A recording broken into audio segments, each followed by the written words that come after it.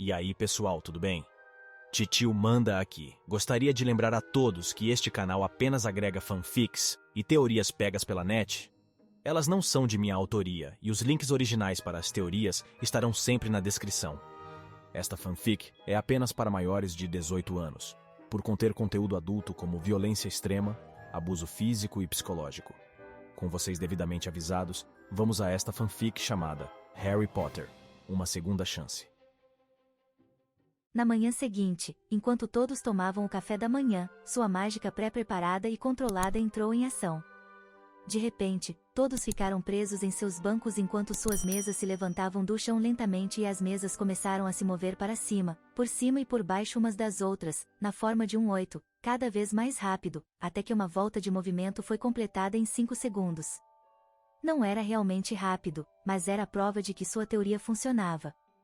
Os professores se encontravam praticamente na mesma situação, mas suas cadeiras estavam travadas no lugar, como se estivessem conectadas à mesa do professor, e eles começaram a flutuar para cima e para baixo sobre as mesas embaralhadas, para frente e para trás, enquanto faziam uma lenta rotação horizontal. Nenhum dos professores ousou lançar feitiços, caso isso interrompesse a magia e as crianças caíssem no chão e se machucassem. Dumbledore falou, quando viu alguns alunos se preparando para lançar feitiços. Guarde suas varinhas. Ele disse com um sonoro. Eu posso sentir a magia diminuindo. Não interrompa. Ele avisou. Assim como ele havia dito, a mágica logo seguiu seu curso e todas as mesas logo pousaram suavemente, com a mesa dos professores voltando à sua posição normal, mas de costas para os alunos. As mesas das casas também foram um pouco embaralhadas, colocando a mesa da Grifinória entre a mesa da Lufa-Lufa e a da Corvinal. Harry havia planejado para que seus amigos pudessem se sentar por perto. Esperançosamente, eles mantiveram um novo arranjo. Todos de repente descobriram que poderiam deixar seus assentos novamente. Houve alguns olhares assustados, mas no geral havia apenas rostos sorridentes. A pegadinha foi inofensiva, não machucou ninguém, acabou rápido e causou uma interrupção nos procedimentos normais, apenas o suficiente para ser memorável. Exatamente como Harry planejara. Além disso, exatamente como planejado, uma folha de papel apareceu na frente de Severus Snape. Ele rapidamente o pegou antes que alguém percebesse e o lesse enquanto os funcionários moviam suas mesas e cadeiras para o lado correto.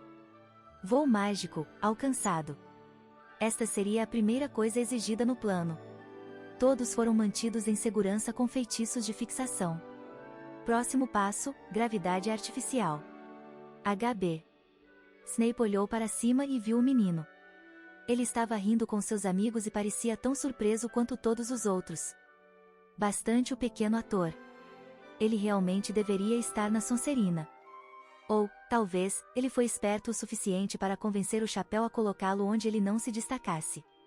Ele teria que se lembrar de perguntar ao menino. Por enquanto, porém, como a brincadeira era inofensiva e dava um bom exemplo, ele deduziu 20 pontos pelo ato sem fazer nenhum anúncio. Era o mínimo que ele podia fazer pelo filho de Lily. Ele também não queria anunciar o quão capaz o menino era. Era uma vantagem que ele acharia útil mais tarde na vida. Dumbledore estava olhando para as crianças para ver se conseguia localizar as pessoas que haviam realizado a mágica. Suas varreduras durante o evento não apontaram para ninguém, mas sim para as próprias mesas como a fonte da magia. Ninguém se destacou para ele, mas seus olhos pousaram nos gêmeos Weasley, que estavam olhando para Harry. Talvez eles pensassem que ele sabia o que estava acontecendo. Severus havia contado a ele como os estudos de poções de Harry estavam avançados. Ele podia entender o desejo do menino de aprender a arte, já que ela poderia ser realizada sem uma varinha, quando ele era muito jovem para aprender qualquer outra magia. Ele não aprovava necessariamente o que Sirius havia feito, mas esperava que Harry pudesse aproveitar sua juventude, mas também entendia que, com Harry correndo perigo fora de casa, seria melhor manter seu interesse em algo que ele pudesse fazer dentro de casa. Ele duvidava que Harry pudesse ter feito isso, no entanto. A magia do menino não poderia ser forte o suficiente ainda, nem ele poderia saber como conseguir esse feito depois de apenas alguns meses de educação. Os gêmeos, porém, podem ter conhecimento suficiente para fazer isso, com a ajuda de alguns alunos do último ano. Ambos pareciam bastante surpresos com o evento, porém, e sua varredura superficial dos pensamentos dos meninos claramente falava de choque e um pouco de espanto, mas prazer geral, que era o sentimento que ele estava recebendo de quase todos. Ele ainda era incapaz de escanear a mente de Harry. Ele suspeitava que algo a ver com parte de Ridley, ele acreditava que estava em Harry, era a causa. Quando as crianças pareciam estar planejando ficar para discutir o que acabará de acontecer, McGonagall se levantou.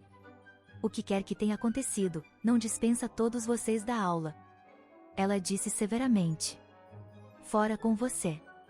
Você pode discutir isso mais tarde. As crianças obedientemente começaram a sair, embora as conversas continuassem. McGonagall virou-se para Dumbledore então. O que você acha disso, Albus? Procurei uma fonte, mas parece que as tabelas foram enfeitiçadas para fazer isso sozinhas. Disse Dumbledore. Eu pensei que talvez os garotos Weasley soubessem, mas eles pareciam tão surpresos quanto todos os outros. Precisamos saber quem fez isso. McGonagall insistiu. As crianças podem ter se machucado. Eles estavam perfeitamente seguros, tanto quanto eu posso dizer, Minerva. Quem quer que tenha feito isso usou feitiços para garantir que ninguém caísse e para proteger o que estava nas mesas, assim como nós também estávamos presos aos nossos assentos. Dumbledore assegurou. Gostaria de saber quem fez isso também, mas principalmente para parabenizá-los pela pegadinha bem-sucedida e inofensiva. Certamente não devemos encorajar as crianças a fazerem coisas tão imprudentes. McGonagall objetou. Ou talvez devêssemos conceder as precauções de segurança, para encorajar a premeditação?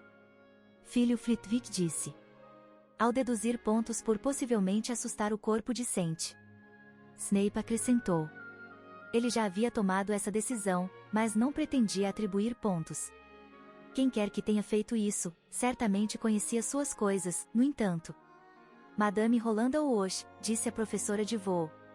Os movimentos foram coreografados com precisão e suspeito que a reorganização das mesas foi feita intencionalmente, já que a magia deixou as mesas exatamente espaçadas como antes.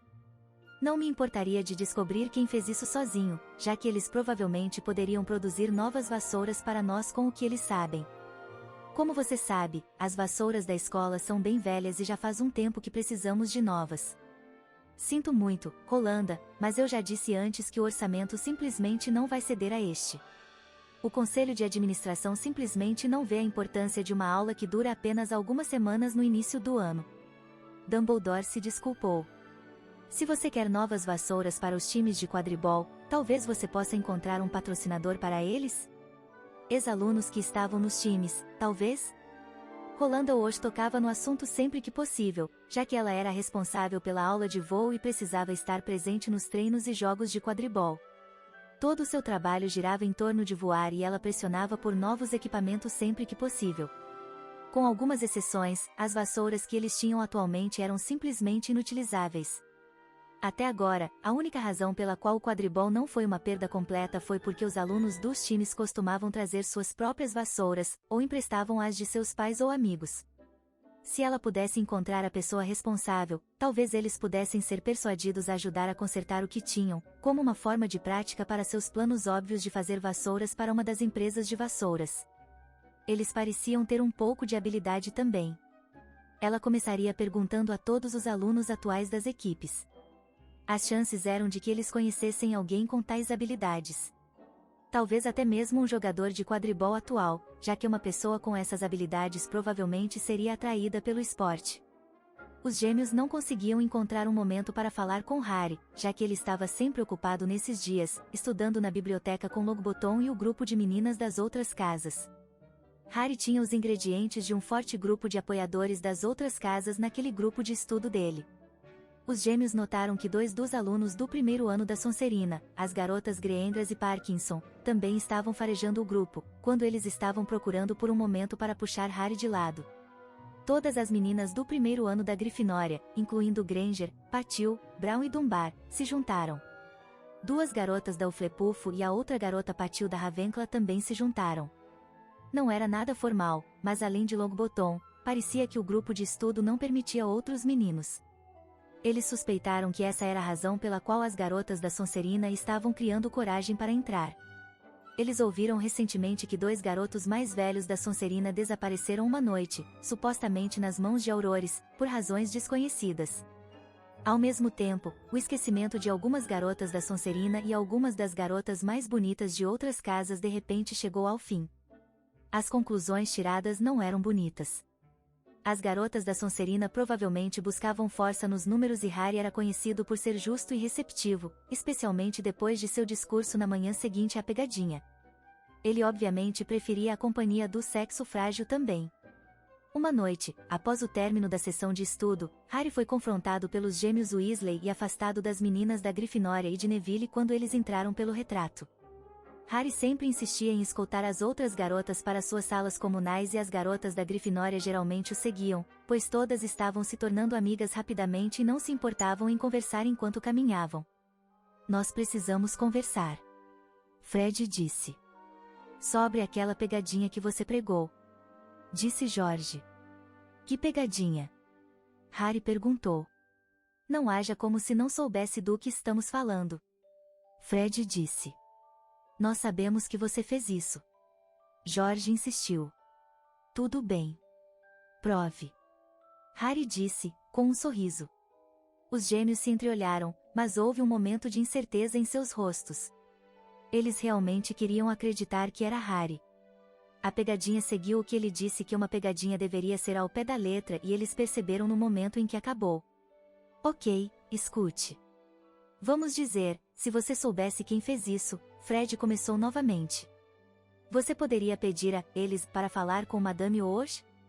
George continuou. Há uma recompensa para quem conseguir encontrá-los. Fred disse. Já que ela espera que eles possam ajudar com as vassouras da escola. George terminou. E o que você ganharia com isso, se eu soubesse e contasse a Madame Osh? Harry rebateu. Quem disse que eu não guardaria a recompensa para mim, se soubesse, hipoteticamente? Porque você não sabia sobre a recompensa. Fred disse. Achamos que você é um cara tão honesto que vai querer dividir a riqueza. Disse George. Como uma forma de gratidão. Fred disse. Para nós. George terminou. Porque você sempre começa a falar, Harry perguntou apontando para Fred, e você sempre termina, ele terminou apontando para George. Como você sabe que não trocamos? Fred perguntou. Não é como se você soubesse qual é qual, certo? Disse George. Fred. George. Harry disse apontando para eles. Não é difícil. Como você sabe disso? George perguntou, quebrando o padrão pela primeira vez. Segredo comercial, receio. Harry disse. Ele provavelmente estava adivinhando. Fred zombou. Eles precisam verificar se há magia. Mal sabiam eles que Harry simplesmente deixou sua magia se estabelecer em Fred naquela primeira vez. Mesmo que dissipassem o feitiço de rastreamento em seu cotovelo, Harry seria capaz de diferenciá-los, simplesmente porque podia sentir os resquícios de sua magia. Ele não seria mais capaz de rastreá-lo, mas esse não era o ponto, era? Vocês continuam dizendo isso a si mesmos, ok? Harry zombou enquanto se afastava. E a recompensa? Fred perguntou. Eu vou te dizer uma vez que eu descobrir quem fez isso. Harry sorriu de volta para eles. Harry tinha alguns meses para jogar, antes de ter certeza de que a pedra estaria no lugar, então decidiu se concentrar em sua pesquisa. Com um pouco de tempo de jogo, experimentação e um pouco de trabalho para se familiarizar com as fêmeas que atraiu para o grupo de estudo. Não todos eles, é claro, mas ele estava de olho em alguns específicos. Continua no próximo episódio. Lembrando que o link para o criador da fanfic estará sempre na descrição. Se gostou, deixe um like, pois me incentiva a continuar postando cada vez mais. Lembrando que, embora a fanfic não seja de minha autoria, ainda dá muito trabalho para transcrever e editar. Quem puder, por favor, passe lá no site do criador da fanfic e deem uma força para ele, pois ele merece. Muitos beijos para vocês e até o próximo episódio.